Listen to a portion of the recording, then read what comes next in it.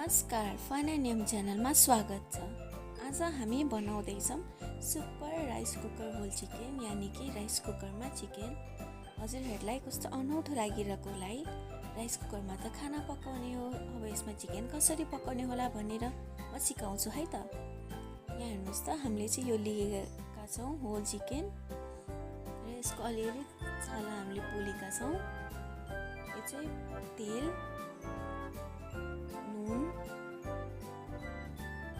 मसिनो गरी काटेको अदुवाको टुक्रा, लसुन र प्याज। अब हामी यो चिकनलाई लिन्छौँ। हामीले चाहिँ यो चिकनलाई राम्ररी पखालेर सफा गरेका छौँ।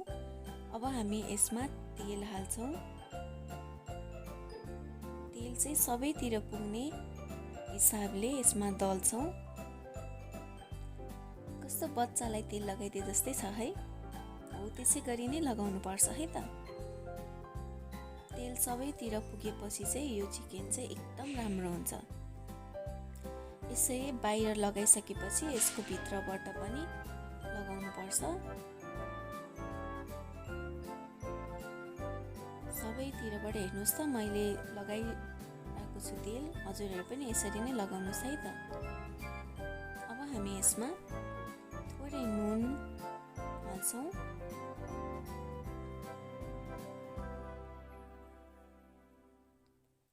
अनि नुन चारैतिर फैलियोस् भनेर यसरी माड्छौँ।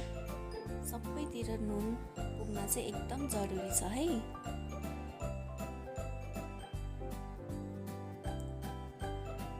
यसरी दुईटै साइडबाट हाल्छौँ। अब अघि हामी यसरी यो सानो गरेर टुक्रा बनाएर राखेको अदुवा चाहिँ हामी यो कुखुरामा हाल्दैछौँ। अदुवाले चाहिँ मासुको टेस्ट साह्रै मिठो दिन्छ। यसलाई केही छिनको लागि यतिकै छोडिदिन्छौँ। अब फेरि यो चिकनलाई लिन्छौँ अनि यो हनी चाहिँ हामी सबैतिर अघि तेल लगाए जस्तै गरेर हामी यसमा हनी पनि एड गर्छौँ।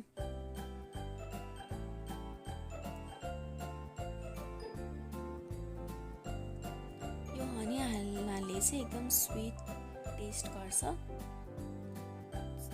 यो हनी जस्तो गुलियो हुन्छ त्यो जस्तो गुलियो चाहिँ हुँदैन है। गुलियो हुन्छ भनेर सोचेर नहाल्नु होला, तर हनी हाल्दाखेरि चाहिँ एकदम राम्रो हुन्छ। यो हनी पनि अघि तेल लगाए जसरी नै मैले दुवै साइडबाट लगाउँदैछु।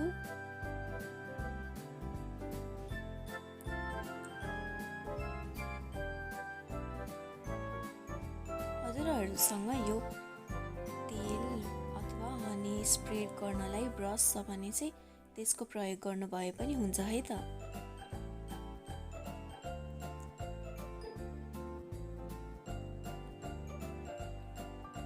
कता पुगेको छैन हामी त्यतातिर हनी एड गर्छौँ। यताभित्र पनि हामी यसरी हनी हालिदिन्छौँ।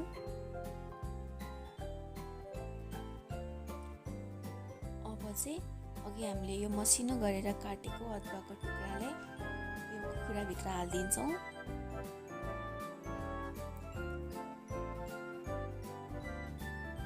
यो लसुनको टुक्रा,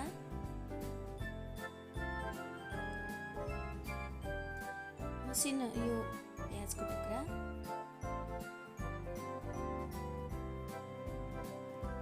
सबैलाई यसभित्र हालिदिन्छौँ।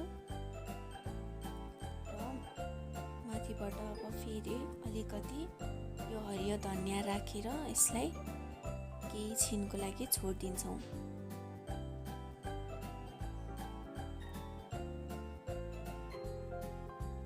अब थोरै चिली फ्लेक्स हामी एड गर्दैछौँ। हजुरहरूले चाहिँ लास्टमा यो चिल्लीको टिप बनाउनु भए पनि हुन्छ है त। अब यो राइस कुकरलाई मैले अघि नै तताएकी थिएँ, प्रिहिट गरेको थिएँ। अब यो तातिसकेपछि यसमा तेल र थोरै प्याज राखेर यो अघि मैले तयार गरेको चिकनलाई यसरी राख्दैछु र यसलाई राम्ररी छोपिदिन्छु अनि आधी घन्टापछि निकालेर हेर्छु। ल हेर्नुहोस् त यो चिकनको कलर कस्तो राम्रो आएको छ। रेगुलर चिकन खाँदा खाँदा दिक्क लागिसकेको छ भने हजुरहरू पनि यसरी ट्राई गर्नुहोस् है त एकचोटि। कस्तो हुन्छ हाम्रो कमेन्ट सेक्सनमा भनिदिनु होला। हाम्रो च्यानल हेरिदिनु भएकोमा धेरै धेरै धन्यवाद छ है त।